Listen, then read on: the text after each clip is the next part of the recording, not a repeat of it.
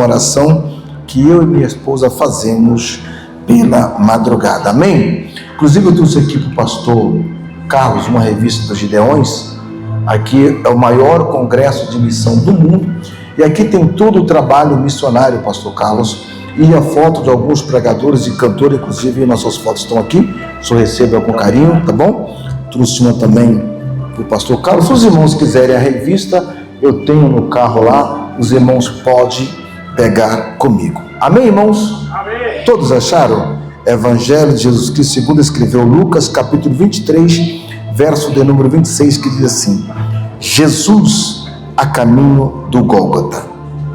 E, quando iam levando, tomaram um certo Simão, olha só, um certo Simão, então não sabia quem era ele, Cirineu, que vinha do campo, e puseram-lhe a cruz às costas, para que levasse após Jesus. E seguia-o grande multidão de povos e de mulheres, ao qual batiam nos peitos e lamentavam, ou seja, reclamavam, choravam. Porém, Jesus, voltando-se para elas, disse: filhas de Jerusalém, não choreis por mim, chorais antes por vós mesmo e por vossos filhos, porque eis que há de vir dias em que dirão: bem-aventurados as estéreis, e os ventres que não geraram, e os peitos que não amamentaram. Então começaram a dizer aos montes: caia sobre nós, e outros outeiros, cobri-nos. Isso significa que dias difíceis virão sobre a face da terra, porque se ao madeiro verde fazem isto, que se fará ao seco. E também conduziram outros dois que eram malfeitores, para com eles serem mortos. Amém, irmãos? Podem tomar os vossos assentos, dando glórias a Deus. Glória a Deus, aleluia. Aleluia. Subordinado ao Espírito Santo de Deus, mediante a leitura dessa palavra, Deus, Ele brada ao meu coração ao tema desta mensagem, que é: Glória a Deus, aleluia. a mancha de sangue e o cordeiro. Se você acredita neste culto, se você veio aqui buscar uma resposta de Deus, se você precisa de uma palavra, eu vou contar de 1 até 3 e você vai repetir comigo: a mancha de sangue e o cordeiro. Vamos lá? 1, 2, 3. A mancha de sangue e o cordeiro. Meu Deus, que lindo! De novo, para nós vergonhar o inferno. Vamos lá? A mancha De sangue e o cordeiro. Glória a Deus. Dentro da Bíblia Sagrada, a Bíblia vai nos informar de alguns cultos que se haviam no tempo do período do Novo Testamento, conhecido no hebraico como Brit Hadashah. E que cultos são esses? Esses cultos, eles duravam aproximadamente 40 dias, e era tudo em seguida, era uma festividade que acontecia todos os anos. Entre eles vai haver um culto por nome de Shavuot, que quer dizer o culto da semana. Em seguida havia então o culto chamado Sukkot, que era o culto do templo, ou o culto do tabernáculo, ou por que não dizer do Pentecoste. E que culto era este? O povo fazia as suas colheitas, e eles assim tiravam a primícia e levavam para o templo. Por que também não dizer como o culto da colheita? E aí, por último, havia-se então um culto chamado Pessa, no hebraico, que quer dizer o culto da Páscoa. Então essa sequência de culto, eles duravam aproximadamente entre 40 a 50 dias. E o culto da Páscoa, que era o último culto, antes deles comemorar o culto da Páscoa e comemorar a Páscoa em casa, como eles comemoravam em casa? Eles reuniam-se a família, preparavam-se uma mesa, e em cima desta mesa eles colocavam 12 taças representando as 12 tribos de Israel.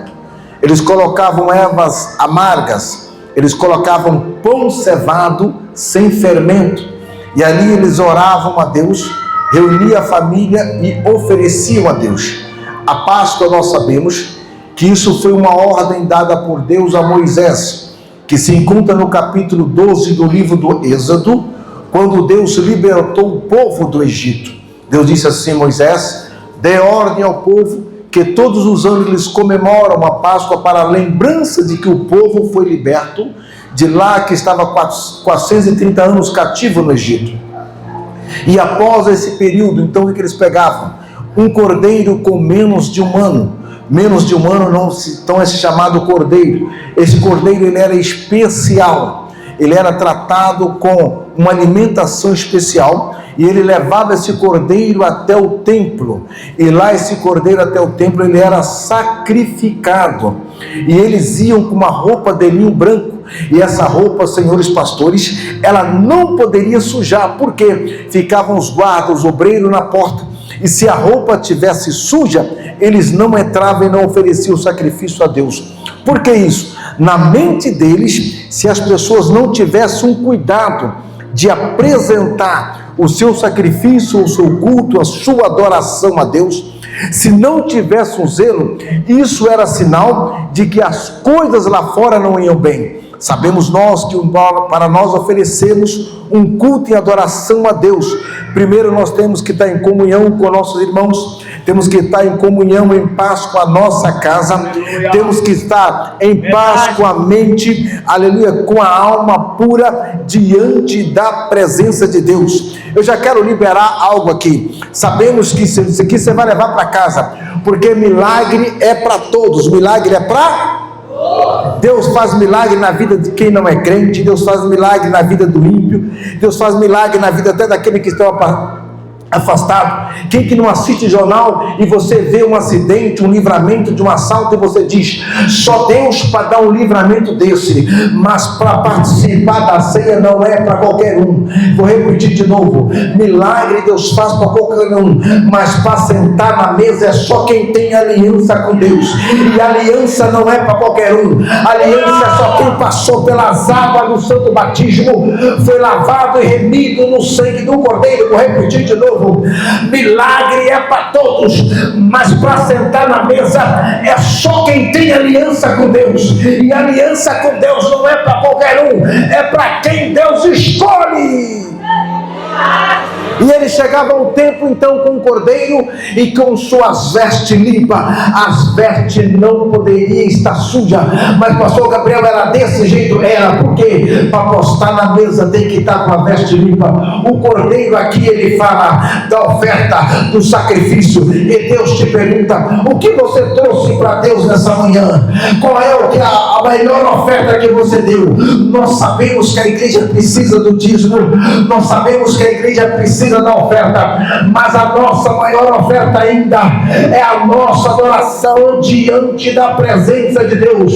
Não diga que você não trouxe nada, não diga que você não tem nada, porque eu estou pregando aqui, mas o Espírito Santo de Deus já está me revelando: pastor, tem pessoas que se virar de ponta cabeça, talvez não vai cair, talvez uma nota de R$2, mas a tua adoração, ela chega ao céu como essência suave e sublime. Opa, alguém já levantou a mão ali, Deus já recebeu o teu louvor, a tua adoração.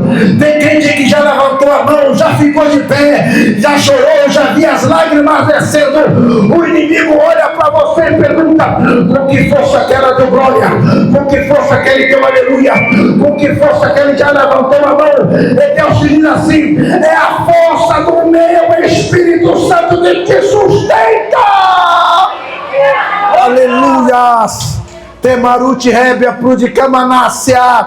E a roupa branca fala da santidade, fala da pureza, da santificação. Como está a tua vida hoje, nessa manhã, diante da presença de Deus? Examinai o homem as Escrituras, e somente você pode se conscientizar diante da presença de Deus.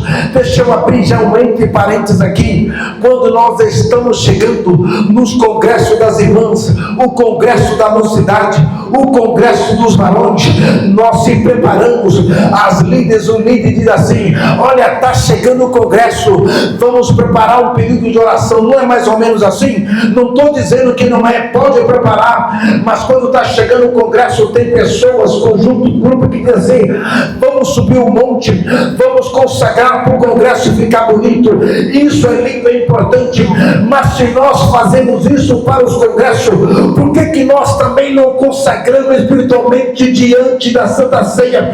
Porque Jesus disse: fazer isso todas as vezes em memória de mim. Olha aí, mais um culto consagrado e separado por Jesus. Aleluia. Por que nós não fazemos isso? A semana de Santa Ceia, eu vou preparar, eu vou me consagrar, eu vou jejuar para postar diante da mesa de cabeça erguida, se diante da presença de Deus. Aqui dentro da Bíblia, a roupa branca fala da santidade, e Deus pergunta: como que está a sua santidade na presença de Deus? Aleluias, aleluias, aleluias. Norqueanda levastenia, niorde que onde varo lamaro congelo de reminência. E aqui é um homem desconhecido. Quem era? Simão. Conhecido, a Bíblia vai dizer, Simão Cirineu. Simão era o nome dele, e Cirineu era da terra da onde ele habitava, que era da terra de Cirene. A terra de Cirene habitava um grupo de pessoas que era conhecido como os judeus africanos. Ele era um homem de uma pele negra, e todos os anos ele ia oferecer o seu sacrifício a Deus. Assim também como Ana subiu ao templo, e todos os anos oferecia o seu sacrifício a Deus, e no período da Páscoa. E o que ele faz? Ele pega a sua veste branca, coloca, ele pega o seu cordeiro, coloca debaixo dos braços e vem trazendo, nesse período da Páscoa. Só que porém, repete comigo, porém, Jesus, antes da sua crucificação, ele vai reunir os seus discípulos e vai preparar a Santa Ceia. E Jesus vai dizer: fazei isso todas as vezes em memória de mim. E nós, cristãos em Cristo Jesus, isso aqui não é religiosidade, isso aqui é seguindo os mandamentos bíblicos. Jesus, ele morreu na cruz como Cordeiro Imaculado, para mostrar que estamos vivendo um período do Novo Testamento da graça. Então a Páscoa que nós comemorávamos, alguém comemorava antes, nós não comemoramos mais. Por quê? Porque agora nasce-se um novo Cordeiro sobre a cruz. E ele vai dizer: agora, comai, tomai e comei, porque este é meu sangue. E Jesus vai preparar o culto da primeira Santa Ceia, para que nós seguimos. Não é que talvez você não pode comemorar a Páscoa, só que nós, diante da Bíblia Sagrada, se nós comemorarmos a Páscoa como o estatuto bíblico, já se torna assim o quê? Você está desfazendo de um Cordeiro eterno que morreu por mim e por você. E agora esse Simão Cirineu, ele vai andar aproximadamente entre 60 a 70 quilômetros até Jerusalém. Só que quando ele está chegando em Jerusalém, próximo ao templo, ele vê uma multidão de pessoas. Ele vê o quê? Uma multidão de pessoas. E ele não sabe o que está acontecendo. E ele pergunta: que multidão é essa?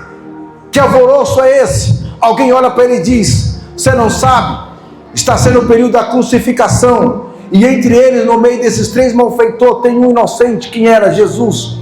E olha o que ele vai dizer: deixa eu seguir então adiante, porque eu não posso sujar a minha roupa, e eu tenho que oferecer o meu sacrifício a Deus. E justamente naquele momento em que ele está passando no meio daquela multidão, é o momento em que Jesus está sanguentado. Jesus está com a coroa sobre a tua cabeça. E a Bíblia diz que Jesus ali, aproximadamente, ele perdeu quase 60% de sangue do teu corpo. Porque a história vai dizer que ele entrou em um período chamado de hematidose. Que período é esse? É onde um período que a pessoa sofre tanto que ali ele era para ter morrido, mas o seu corpo ele tem uma superação de resistência e ele consegue combater a morte. É quando alguém olhamos um acidente ou alguém que leva alguns tiros e fala assim: a pessoa não morreu de sorte ou está reagindo a uma morte. E Jesus ele entra nesse período. Só que a cruz não era dele, a cruz era de Barrabás, a cruz era de...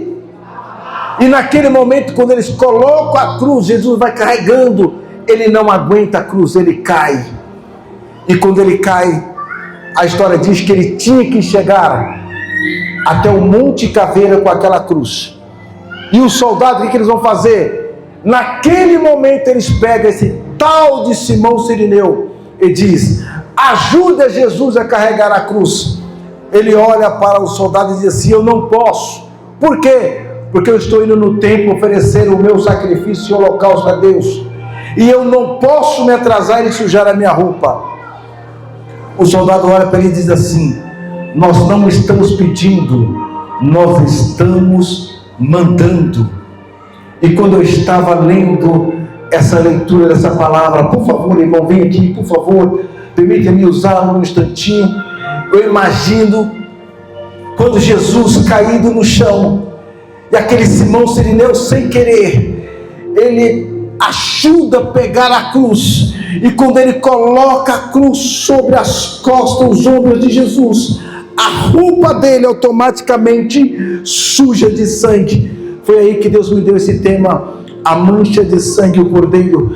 E quando ele automaticamente a roupa suja de sangue, ele olha para a multidão, então ele diz dentro de si: eu estraguei tudo, eu esperei o ano todo para me oferecer o meu sacrifício a Deus, e agora eu não vou poder entrar no templo porque eu sujei a minha roupa, eu estraguei tudo. Eu imagino Jesus olhando para ele e dizendo assim: oh meu filho, você não estragou nada. Aquela mancha de sangue que talvez você ia receber uma gotinha como um troféu para manchar a tua roupa, era um sangue provisório que perdoaria o teu pecado em um momentâneo, mas esse sangue que está manchando a tua roupa, ele tem poder. Ou alguém já está pegando ali para perdoar e purificar pecados, porque ele ia para o templo, ele sacrificava um animal, pegava uma planta por nome de isopo, molhava com o sangue do cordeiro e jogava uma gota de sangue na roupa. Ele vinha como um troféu para casa dizendo: eu venci mais um ano. Mas Jesus aqui está dizendo assim: aquele sangue era de um cordeiro morto, mas esse sangue é de um cordeiro vivo. Quem acredita nesse cordeiro, pelo amor de Deus, se eu não estou sozinho nessa mensagem, levante a tua mão e faz aquele barulho que o diabo não gosta. Por quê? Porque quem tem a experiência do sangue não fala mal do teu irmão. Quem tem a experiência do sangue, ele ama o teu próximo. Quem tem a experiência do sangue, ele não julga, ele não calunia. Quem tem a experiência do sangue, ele estende a mão. Eu estou pregando um pouquinho aqui, que há poucos minutos acabou de descer as águas do santo batismo, e a partir de agora vocês vão ter a experiência do sangue de Cristo Jesus na cruz. Vocês vão chegar diferente no trabalho, vocês vão chegar diferente na escola, vocês vão ser diferente na faculdade, vocês vão ser diferente na rua. Alguém vai perguntar: você parece que está diferente? E você vai dizer: é porque a partir de agora eu tenho a experiência do sangue de Jesus. Eu fui lavado e remido no sangue do Cordeiro. Pode lançar o projeto para o ano de 2026. Por quê? Porque meu sangue garante vitória. Pastor Carlos, Pode lançar um projeto na igreja, porque meu sangue garante vitória.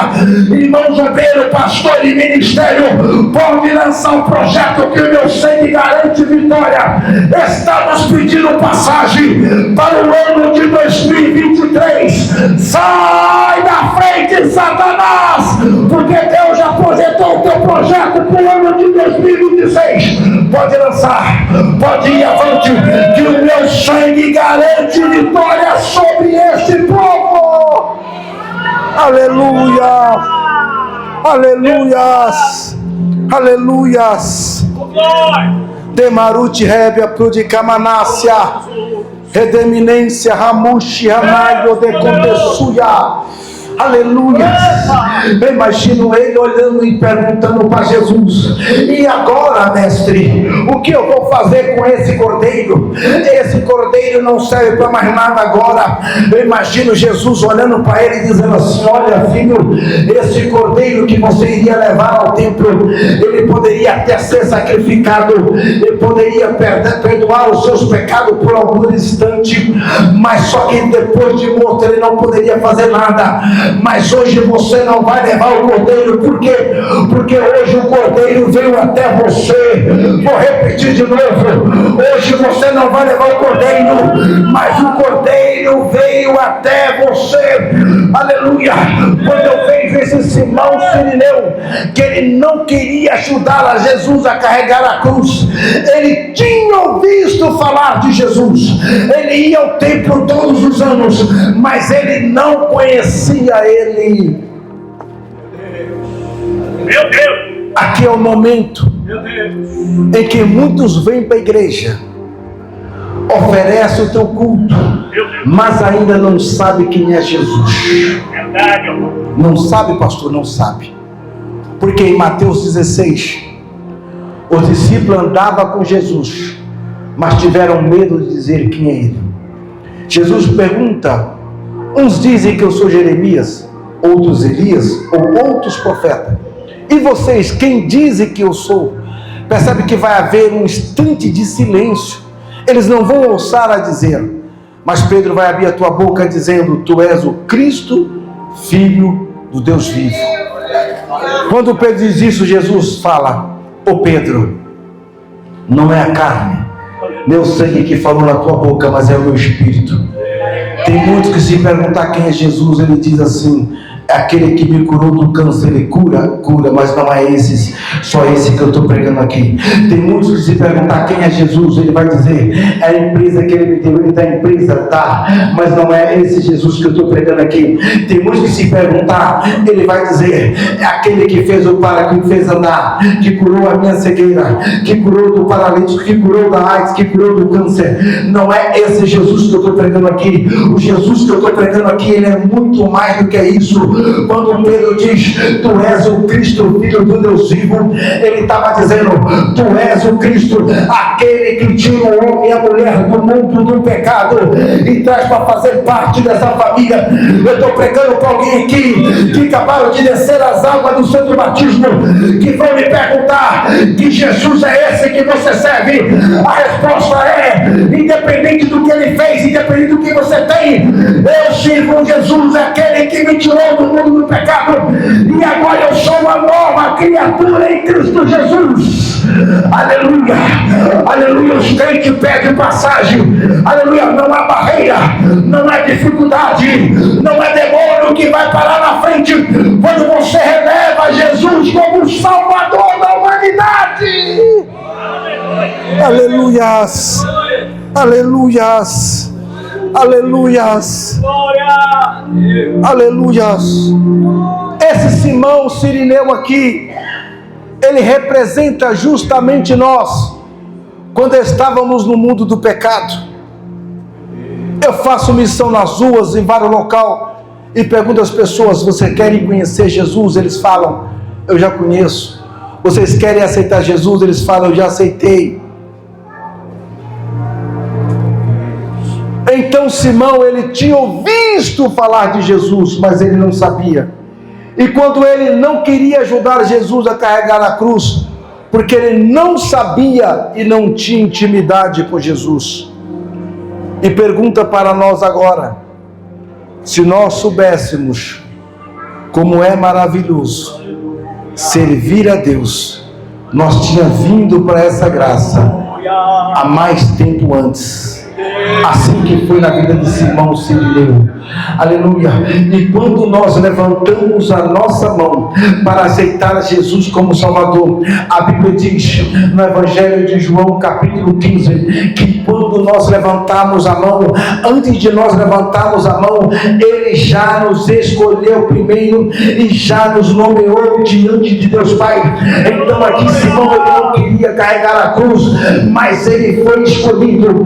Aleluia. Eu tenho uma profecia de Deus para a tua vida, mas se possível levante a tua mão, porque isso aqui é para receber de mão levantada. Talvez nós não queríamos quando nós não sabíamos, mas a Bíblia diz que antes de nós levantar a mão, Ele já nos escolheu primeiro, Ele nos nomeou diante de Deus Pai. Eu estou pregando para alguém aqui que está debaixo de uma promessa de Deus, e dentro dessa promessa você passa luta, dificuldade, aflições, angústia, perseguição, mas se Deus te escolheu do mundo do pecado, o projeto que Ele lançou sobre a mim e sobre a tua vida ainda está de pé. Eu poderia entregar o microfone agora e ia contente só para dizer para você que a promessa de Deus na tua vida ainda está de pé, mas muita coisa ainda não cumpriu no ano de 2025, mas Deus te diz, ainda antes que o ponteiro cruze 2025 para 2026, eu cumpro a minha palavra na tua vida. Aleluias, aleluias. Você foi escolhida, você foi escolhido, você foi chamado, aleluia, diante da presença de Deus. Você sabe o que é ser escolhido? É mais ou menos assim. Se você não der um glória com o que eu estou pregando, que Deus está me revelando agora, nós vivemos em um país brasileiro com 230 milhões de brasileiros. Nós vivemos em um continente terrestre que vai totalizar 204 países oficializados com bandeira República Federativa, algumas com regime de presidente e outras com rei. Desses 204 países, aleluia, vai ser dividido em 6 continentes, que vai totalizar 8,4 bilhões de pessoas. Existem países no mundo que não tem uma igreja como essa. Existem países no mundo que não se pode pregar uma palavra como essa. Existem países no mundo que se o pregador ou o pastor colocar os pés, ele é deportado. Mas no meio de 8,4 milhões de pessoas, Deus escolheu você. Deus escolheu você para lutar pelo direito da coroa da vida eterna. Deus escolheu você. Deus escolheu você. Deus escolheu você. No meio de 8,4 milhões de pessoas, você foi escolhido. Aleluias. É muita palavra para pouco glória. Não é porque o pregador prega muito, mas é porque Deus te escolheu no meio de 8,4 bilhões de pessoas. Aleluias. Aleluias. Meu Deus, te agradeço. Quando Simão, ele conhece a Jesus, quando ele tem a intimidade com o sangue, quando ele tem a intimidade e vê que o Cordeiro foi até ele, a vida dele muda completamente. Com permissão do pastor, eu quero pedir para a igreja colocar sobre os pés. Pode, pastor? Coloca sobre os pés, igreja. A vida dele muda completamente. Ele ia até o templo todos os anos. Ele recebia uma gota de sangue sobre a sua roupa. Nessa gota de sangue ele voltava para casa como fosse um troféu, e dizendo sobre si: venci mais um ano, lutei, foi com dificuldade, foi com luta, foi com prova, achando que não ia chegar até o final do ano de 2025, mas olha você aí de pé, olha você aí na presença de Deus, dando glória a Deus, adorando o nome do Senhor. E ele chega em casa com a roupa toda manchada. A família pergunta: o que é isso, meu esposo? O que é isso, meu esposo? Era só uma gota de sangue, mas por que agora você está com a roupa toda manchada? Ele diz: sabe aquele Jesus que nós tínhamos ouvido falar dele? Eu tive a intimidade de encontrar com ele. Aleluia. E eu não voltei para casa só com uma gota de sangue. Aleluia. Aleluia. Labaio de contessuia, de calaância dócia, relevore cantiare. Ele volta para casa com a roupa toda manchada, dizendo: eu conheci o verdadeiro Cordeiro Imaculado. Eu não vim só com uma gota de sangue, mas eu estou voltando para casa com um banho de sangue que ninguém há de tirar. Aleluia. A Bíblia diz que quando ele sai de casa, ele deixa um grande problema, e uma das suas filhas está à beira da morte, enferma. A filha dele imediatamente é curada, e não só ele reconhece a Jesus como Salvador, mas toda a família dele. Sabe o que Deus está dizendo? Pode voltar para casa em paz, pode voltar. Por causa dessa mão levantada ali, a revelação está caindo por causa dessa outra mão, essa outra mão. Pode voltar para casa em paz. Eu estou pregando para alguém em que alguém saiu de casa, pastor Carlos, pastor Pedrinho, e disse: eu estou com um grande problema. E você disse: mas eu vou na igreja nessa manhã buscar a palavra. É culto de Santa Ceia, é culto de batismo. Talvez Deus não fala, mas Deus diz. Se você crer, levante a tua mão, aponte em direção à tua casa, aponte. E pode lançar o projeto pedido para o ano de 2026. Porque tudo aquilo que vinha sendo notícia ruim, ainda essa semana tem que transformar em notícia boa. Aleluias. Aleluias. Toda a família dele é salva. Eu estou pregando para alguém aqui, porque talvez a tua casa é dividida. Uma parte é crente, outra parte não é. Mas te dizendo assim, você vai cantar naquele hino e falar aquele nome: eu e a minha casa serviremos ao Senhor.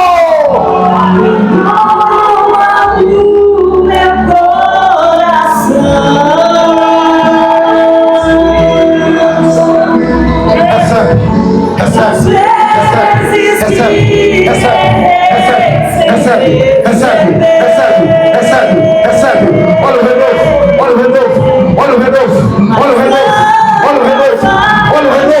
Recebe o passaporte para passar o ano de 2026 na presença de Deus. O ano de 2025 foi difícil, mas prepare, porque vem coisa boa chegando aí.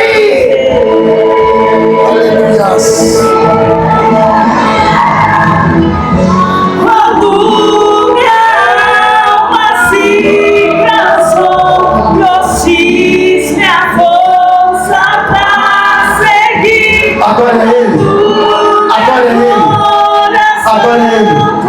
Adora ele. O inimigo fez de tudo para te parar nesse ano de 2025. Olha quantas lutas, quanta prova você passou. Quantas pessoas começaram o ano nessa caminhada contigo e não está mais nessa graça, mas você ainda está de pé. Adore o nome do Senhor. Pode levar um troféu para casa, pode levar a lancha de sangue para casa, pode ir para casa com um troféu na mão de vitória. Porque a partir dessa palavra, para quem não tinha intimidade, a experiência com o sangue de Jesus vertido na cruz, você está voltando com a experiência do sangue.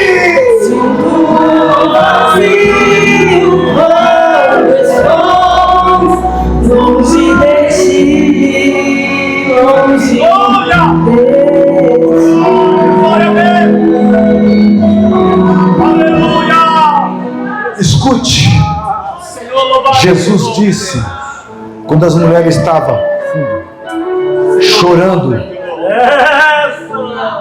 e se lamentavam. Jesus olhou para elas e disse assim: mulheres. Ele disse mulheres porque elas tinham um sentimento a mais, mas havia muitos homens chorando por dentro. E Jesus disse assim: não choreis por mim, choreis antes por vós e por vossos filhos. E olha o que Jesus disse: ai daquelas que darão à luz a filhos, e ai daquelas que lamentam. Feliz daquela que serão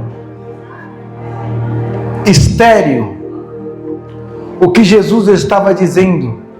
Que dias difíceis virão sobre a face da terra. Me permita dizer algo aqui muito sério. Muitas pessoas estão profetizando sem Deus mandar. Muitas pessoas estão falando algo que Deus não está mandando. Eu poderia, pastor Pedro, pastor Carlos, em dizer assim: Deus está te dando isso, Deus está te dando aquilo, Deus vai te dar isso, vai te dar aquilo. Mas Jesus disse o quê? Antes chorai por vós e por vossos filhos. O que Jesus estava dizendo? Dias difíceis nós iríamos passar sobre a face da terra. Verdade. Aonde foi que está escrito aqui na Bíblia, irmãos, que a partir dos momentos que nós estamos vivendo agora, os dias serão fáceis? A Bíblia diz: no mundo tereis lutas e aflições, mas tenham de bom ânimo. A Bíblia diz: nos últimos dias viverão os justos pela fé. Os dias estão se apertando, os dias estão se afinando, e eu digo mais: as coisas vão se apertar mais, as coisas vão ficar mais difíceis. Por quê, pastor? Porque está aproximando a vinda de Jesus. Opa, alguém recebeu aí? A não ser que você não acredita, não espera a vinda de Jesus. Porque alguém levantou a mão e perguntou: mestre, mostra para nós quando será o fim. Jesus começou a dar a explicação dos dias difíceis. E alguém perguntou: então é o fim? Jesus disse: ainda não é o fim. Os dias vão estar difíceis, os dias vão estar tenebrosos, tanto para nós pregarmos, como na liberdade de servir a Deus. Os projetos políticos são para acabar com a igreja, é para acabar com os princípios bíblicos que aqui estão. Aleluias.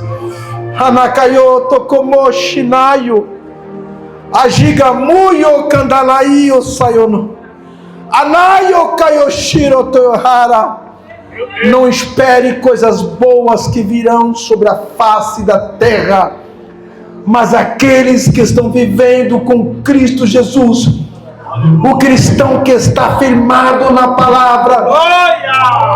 Olha o que Jesus disse: vai haver pessoas que vão pedir que os montes caiam sobre nós, e que as árvores verdes também, que caíram, que não vão esperar a seca.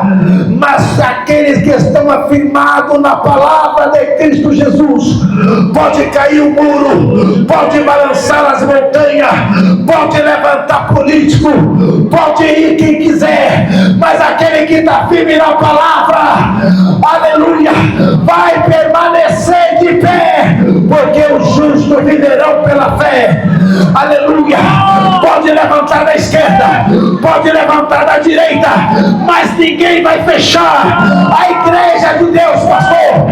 Mas fecharam em 2020, 2021. Pode ter fechado a tua igreja, mas a igreja de Cristo não fechou. Por quê? Fecharam a porta, a janela, mas dentro da minha casa a igreja continuou. Tiraram Pedro, levaram para a prisão, mas o culto continuou na casa da irmã Maria. Ninguém toca, ninguém toca, ninguém toca. Enquanto a igreja estiver sendo afligida, enquanto a noiva não aguenta mais. Jesus tira a noiva e diz: ora vem, Senhor Jesus, que pode dizer comigo no Espírito: Maranata, ora vem, Senhor Jesus, Maranata, ora vem, Senhor Jesus, Maranata, ora vem, Senhor Jesus. Aleluia, aleluias, aleluias. Rebaixuia mando quando mereia, Derio de faça muriante o cantoreia. Aleluia, aleluia. Os dias vão se apertar, os dias vão ser difíceis na terra. Eu poderia dizer: você vai ter tudo no ano de 2026, mas prepare para passar com dificuldade, com aperto, com calúnia. O melhor ano da tua vida na presença de Deus. Eu vou lançar a última profecia e entrego o microfone. Se tiver caneta e papel, pode anotar aí. E quando você vê um monte de fogos estourando no final de ano, sabe qual é a profecia de Deus?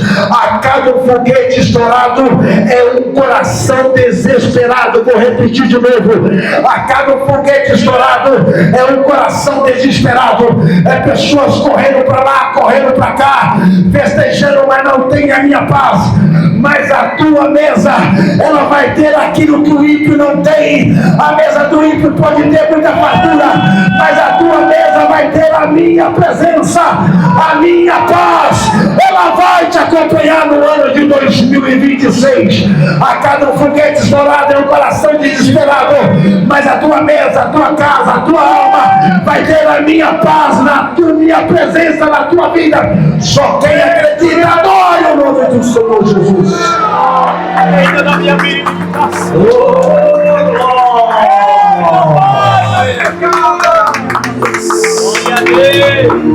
Palavra poderosa.